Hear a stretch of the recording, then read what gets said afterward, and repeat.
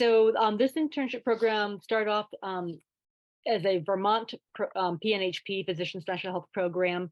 And then we had a faculty member from New Hampshire joining us, and we called it the Northern New England Physician Special Health Program Internship. And we really need more volunteer faculty for it. Not just faculty, but also people to help with the recruitment and selection of our candidates. And so I'm hoping that Maria can speak about the internship a little bit so that you might be motivated to try to help make this a sustainable program. Yeah, well, the internship, there's a couple ways that I can talk about it. I can talk about it through, as Betty mentioned, my sister who also did it, and I can talk about it through mine. And I saw it through her eyes, and she had completed her first year of medical school, and she was about ready to quit. She was tired of it. She wasn't sure if it was right for her. She didn't really have that spark. And then she got that email for the NNE internship, and she was like, let me try this. Let me see if I can learn a little bit more, learn about the system I'm going into, see if there's anything that I can learn from this. So she does it. And how I explain it was that, like, I saw as she was going more and more into the internship, she started talking so much about the healthcare system, so much about when I'm a doctor, when I finish this, when I'm like able to do this, and blah, blah, blah.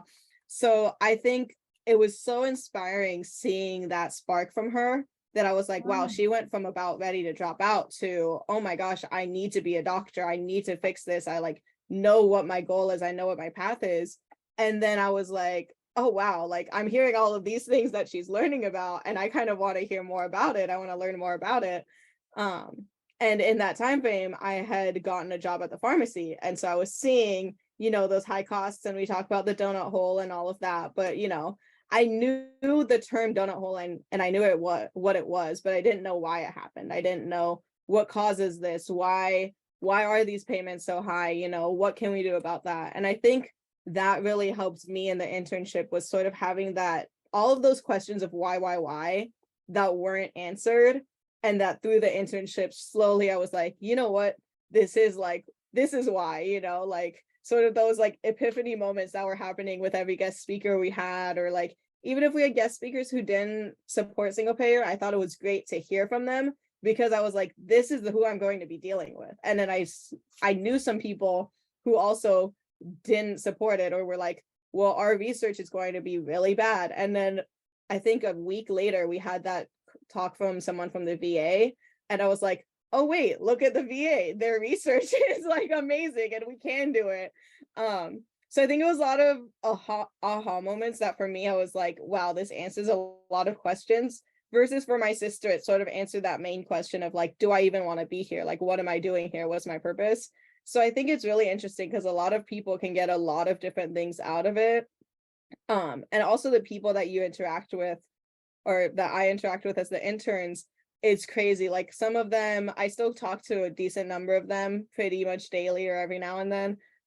Some of them we like clicked on other things, and it's like, oh yeah, when we're both doctors, we'll like get together and like watch a soccer game, or like, something small like that, that it's like, wow, you're already able to make these connections with people. And for me, I'm learning a lot from them, because they're all sort of mentors to me. I'm in the process of applying for medical school.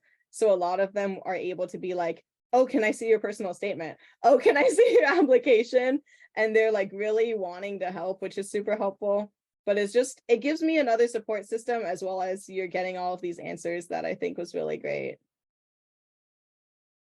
Well, that's a better sales job than I was expecting. Thank you. Thank you. Yeah, I've seen Mike has his hand up.